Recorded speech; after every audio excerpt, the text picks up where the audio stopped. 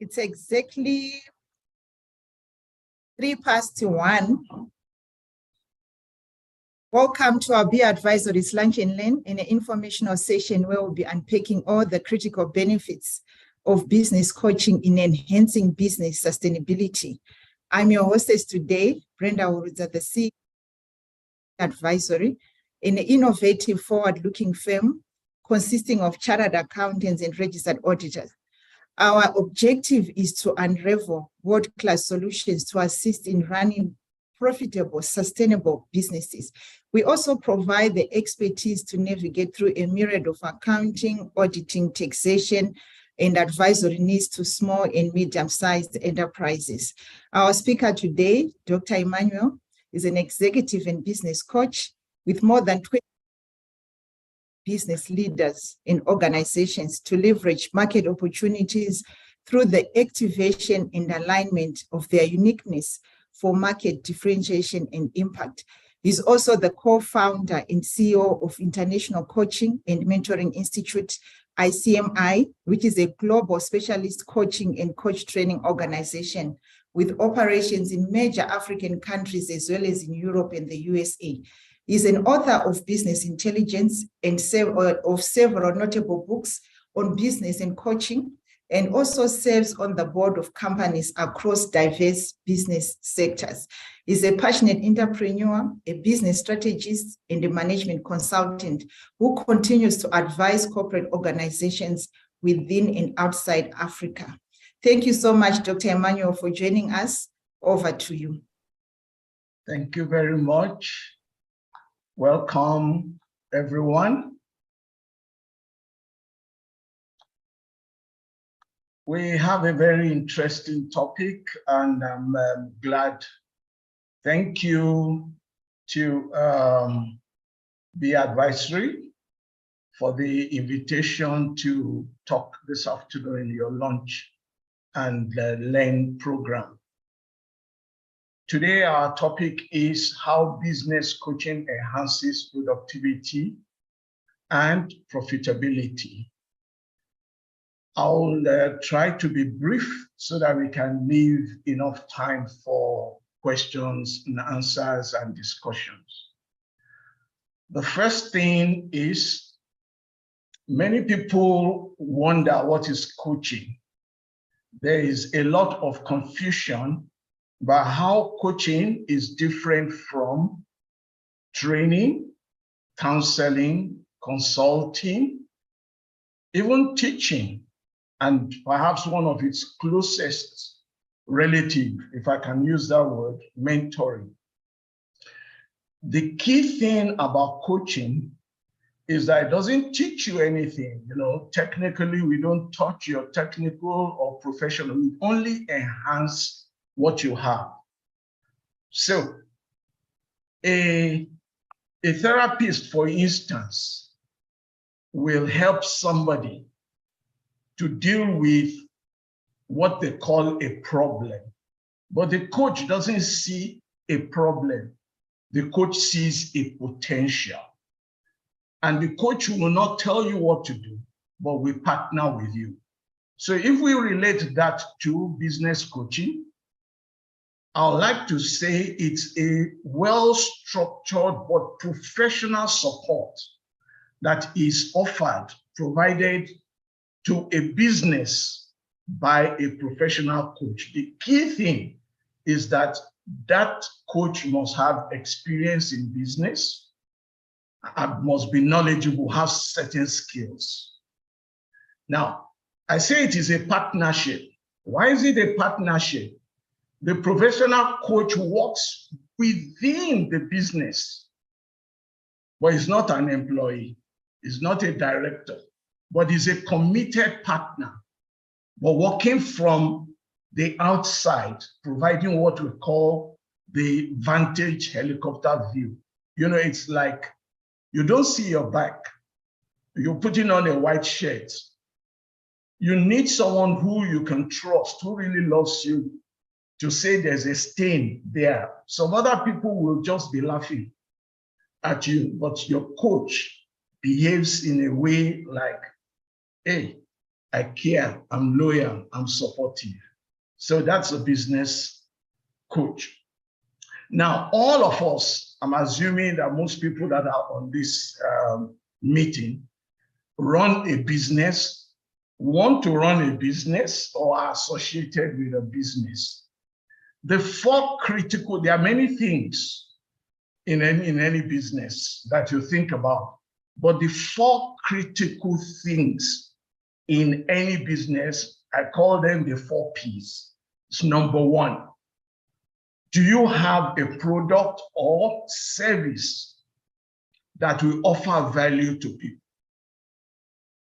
Number two, do you know who you need to offer that service to, their problems, and that your product can solve their problem and meet their needs? A business remains in business for as long as it is meeting the needs of people and solving their problems. Related to that is the issue of productivity, which is what we are going to talk about a lot today. Because if you have the product and you have the people, how productive are you? Okay, the people want it.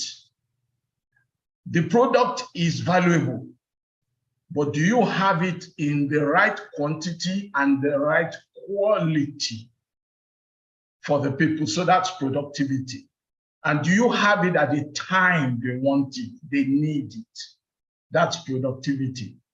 Then profit is not just about money. The broad thing about profit is the output that comes from your input. Put in a real business term.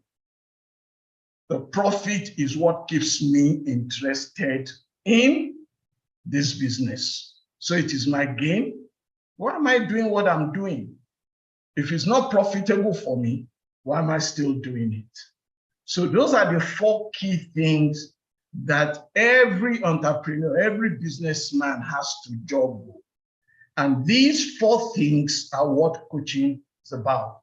Well, let's talk a little more about the 2 key things, productivity and profitability.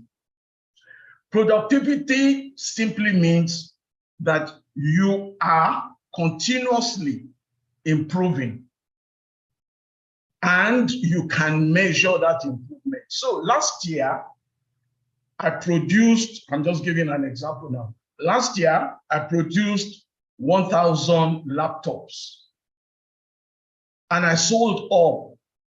Great, I made profit. This year, I will not be productive if I'm producing 50 or 500, but I will be productive if now I'm producing 2,000 because I have already market. So productivity means being more resourceful, working smarter, of course, harder as well, but more, as smart as possible, because it is what keeps you in business. Productivity is what keeps you in business. Now, just like I said, you need to make certain gains, except you are offering charity. But I don't think most of us here are in business for charity. All right? So even charity, there's a gain. There's a reason. So what's the benefit of being in business? That's a profit. Profit is what sustains the quality and the value of your business. And that's why we always talk about plowing back the profit. Because using the example of the 1,000 laptops that I produced last year, now I want to produce 2,000 this year. Out of the profit I've made, okay, yes, maybe my shareholders are happy, maybe I bought a new car and everything. It is to ensure that I'm more productive. So I plow back part of my profit and so on to improve the quality, maybe now increase the capacity I have, maybe staff, whatever, things like that, to continue productivity as long as it will guarantee profit. So the 2 key things are productivity and profitability in every business. And that is what coaching is focusing on. So I have what I call the 6 performance factors in any business. And these 6 remain the approach and goal of coaching. So putting it in a mathematical formula, if you like, is the productivity plus profitability equals performance. The first thing is value. You'll see here that there's nothing about money. Many of us, when we talk about business, we think about money. You should think about value first, because if you create value, money will come. So coaching assesses the value. Where are you creating value? How are you creating value? Who are you creating value for? What are they thanking you for? The second important thing is the leadership. It must start from the beginning. All right? So as coaches in business, we work with the CEO and the rest of the leadership because it cascades down. Then the people there, it's both the internal and external. Doesn't matter what technologies you are putting, AI or whatever. People's feelings, that's your people inside, and even the people outside. We are feelings people, we are emotional people. I don't feel like buying, all right? That's a feeling. Or I don't like this. That is a mind frame. So coaching is always working with dealing with people's attitudes, their belief systems, which in a way now influences that behavior. And in business, we always talk about the customer's behavior, behavioral trends and so on. So there is the outside, the people, that's your target market, and then the people inside. And as we saw from that introductory video clip, it's all about the people. It's all about the people. Now, the next thing there is wealth. Now, again, when we talk about wealth, people think generally about money. Wealth means so many different things. The key thing in coaching is unearthing, unveiling, unpacking, unlocking the hidden wealth in your business, because every business has a uniqueness, and that uniqueness is its wealth. So wealth, for instance, there in a business could be networks. It could be networks. It could be the influence that you have in your community. It could be even the product, the value. It could be the people, and indeed, yes, the people. So in coaching, we help you to look at what makes your business unique. That is the wealth in the business. Then systems. We talk about political systems, educational systems, and system is what, for instance, a franchise is offering people. It's being worked on over time and so on, and it is now an acceptable working system. You know what to expect. When we buy certain laptops, I don't know what it is with me and laptops today, all right? It's a system that runs it. So the HP has a system running different from Microsoft and so on. That's a system. Your business must be systemized. And what the systemization means is that you may have started your business from the boot of your car or your garage, which is fine. But a time must come that the business runs on a system whereby what you have put in there, it runs on its own rather than running you and you running it. That's a system, all right? So the system is built around people, built around culture, philosophy, and that's what people, all right, associate with. And then the final thing, number 6, there is solutions.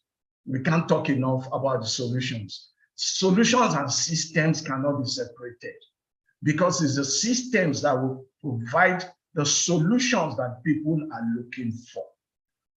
Having said all that, let's now look at how coaching and business coaching really helps those 6 factors that I talked about, factors of performance. The first thing is the underlying thing in coaching must be, this is where I am, or this is where we are. Because you see, coaching is about taking you to the next level. So in business coaching, the first thing is we do a diagnostics. Just like the doctor, we do a test. Okay, this is what I'm saying. This is good. This is not too good, like a SWOT analysis. So we do an assessment of those 4 Ps. Let's look at the product. Let's look at the service. What are people telling you, your people, within and outside? All right? What is research providing? What are the trends in terms of the product and so on? Then productivity. How productive? Do you have the resources to increase productivity? And really, are you making enough profit to remain in this business? So we do the diagnostics. This is where I am. And then the next thing, based on the diagnosis, we can know where the gaps are. And there's now a needs analysis done on those 6 performance factors. Can we improve on our leadership style, for instance? Can we improve the value that we are giving people? Can we add on to it? Can we upsell? Can we cross-sell? What is our system showing? That right now everybody must be in the office at the same time. In this time, when people have to work, remotely and so on, how do we create a system whereby we can be more efficient and more effective? So we look at all of those performance factors, and that's where now we set what people call the SMART goals. As you know, there's a cliche about the SMART goals, all right? Specific, measurable, achievable, realistic, and time-based. That's fantastic. I have my own SMART goals for the 6 performance factors as a business coach. S stands for systems, because you see, people cannot copy your system. It's the same thing with your knowledge. That's one of the things that makes you unique. You must develop your own system. And that's what each of the wonderful, outstanding companies anywhere, that's what they are selling, is a system. The M there is for the market. I mean, people are very fickle. They will change today, and how do you sustain that? That's the M. Then the A, we're in a rapidly changing world. So the A there is adaptability. If I'm to borrow another word, agility, all right? Is how you are adapting to the changes, nimble and so on. That's the A. And then the R is the resources. Do we have the human? Do we have the financial? Do we have material resources? And the T there is the tools and techniques. That leads now to the 4th thing that coaching does. We now develop and adapt the real business building tools and techniques. And of course, what makes coaching different from the likes of consulting and so on is that the business coach stays with you, not only to implement, but to review. Remember, it's where we were, where we are going, how do we get there, where are we now, and so on. So there's review, we're testing this, okay, let's change this, and so on, things like that. And the final thing is to make it stick. That's what I call implementing the sustainability support factors. So I'm rounding up now. Who engages a business coach? Businesses that are willing to unlock growth potentials. I say every business has wealth within it. Many times, it is someone who is loyal, supportive, like the coach, that comes from outside, who has experience, that can point to some of those hidden wealth. So the businesses that have growth potentials but need the support to unlock those potentials. And I also say smart businesses that realize that, firstly, going it alone in business is no longer an option. You need someone. You need that experience. And secondly, relatively, compared to hiring a consultant from outside and so on, coaching is a relatively cheap and more worthwhile investment. So I dare say, please pardon me because I'm a coach, that business coaching offers you the best chance, if you are running a business, to unveil that hidden wealth and for you to experience exponential growth. Thank you. I'll stop there.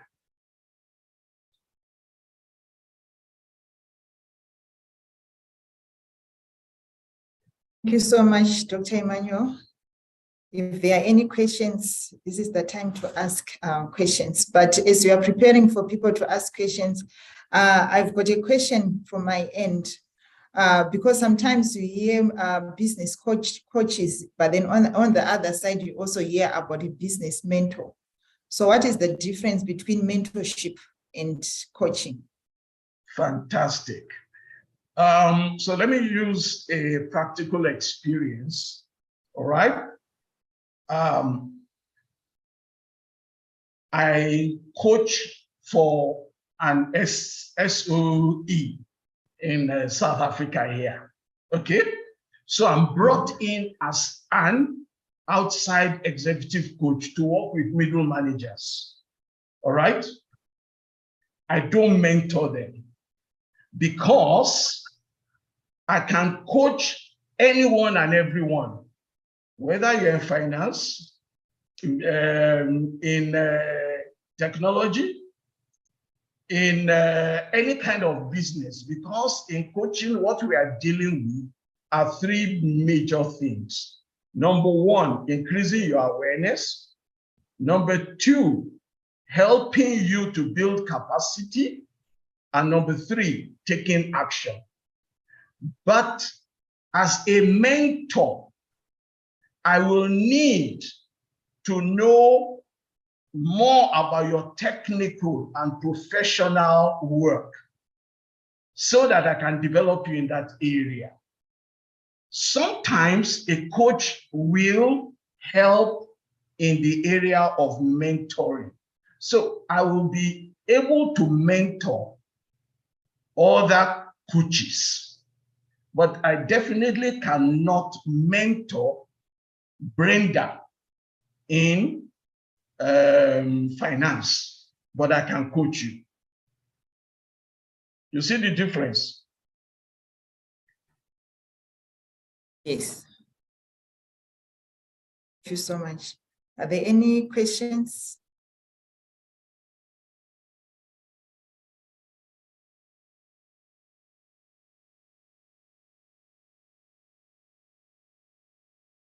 Okay. Okay. Dr. Nigel has got a question for you. You can unmute. Okay. Thank you, Doc. Impressive as usual. Pity I came in a bit late, but I did catch the gist of your presentation. I'm curious with regards to the development of both coaching and mentoring in your home country and then also in South Africa.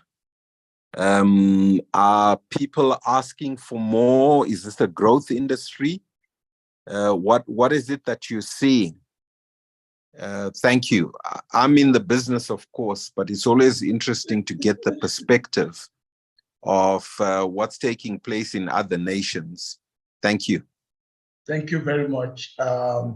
Interestingly, as I speak with you, our company, ICMI, has just signed an agreement with the Chartered Institute of Mentors in Nigeria. There's a group of about 500 mentors. So to answer your question, you know, even worldwide, coaching has been around for so long, but for many people, it's still a bit fuzzy. There is growing. So in terms of my country, Nigeria, and relating to Africa, to South Africa, we're still so far behind.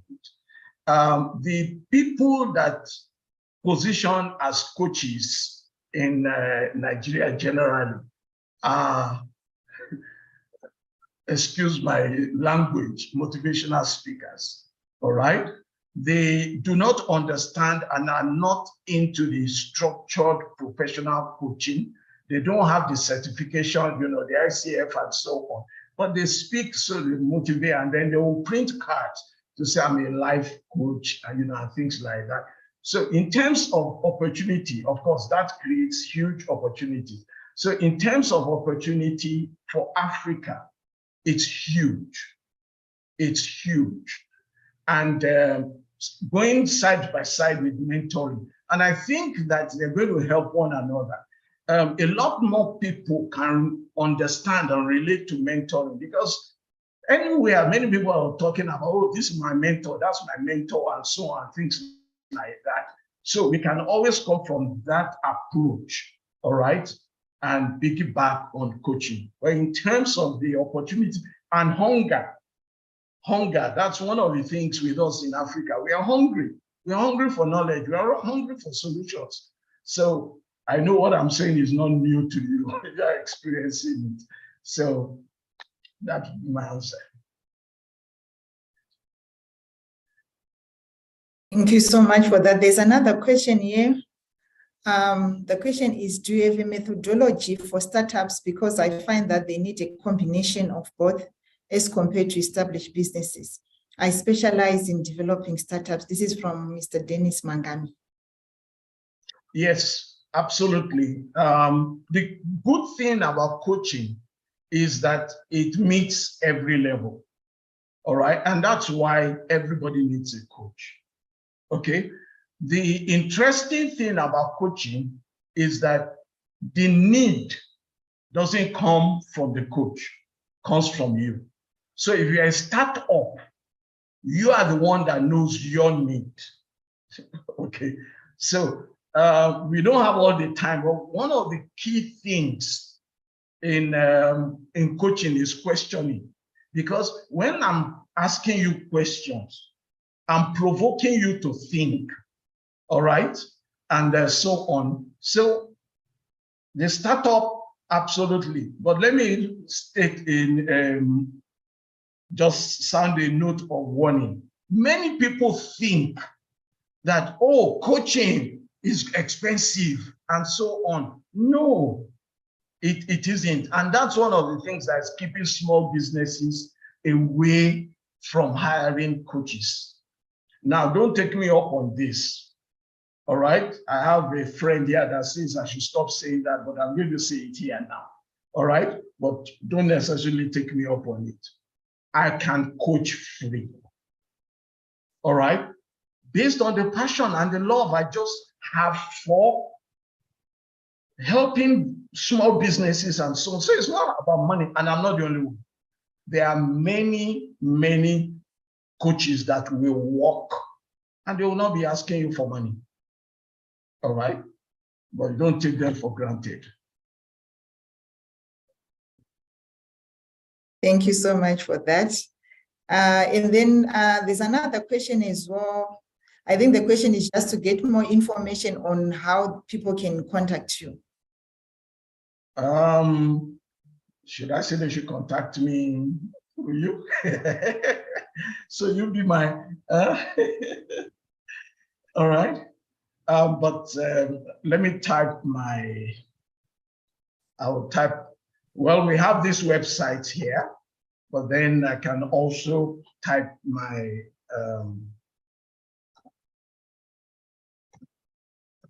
that's my number.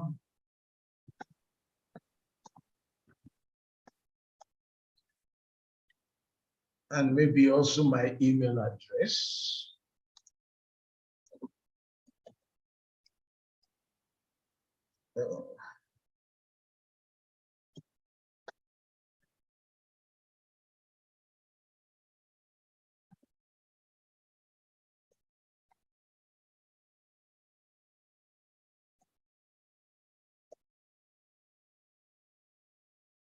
So I've typed my contact number and email address there.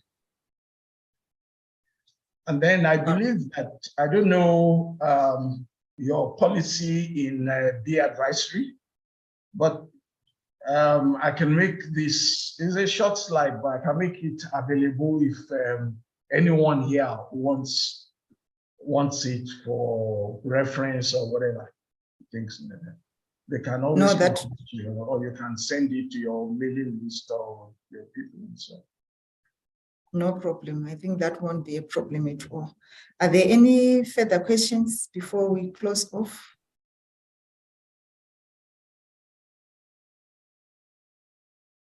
If there are no further questions, thank you once again, Dr. Emmanuel, for the insightful presentation. I believe now you've made it clear on areas where we need to actually focus in terms of growing our business through business coaching, because I believe there's been a lot of confusion, especially from my end, between the difference between a coach and a mentor, but we have really clarified it well. So thank you so much for that. And for the rest of the people, thank you so much for joining us in our Lunch and Learn. Until our next Lunch and Learn the following month, have a great day further. Thank you so much for attending. Thank you. Thank you.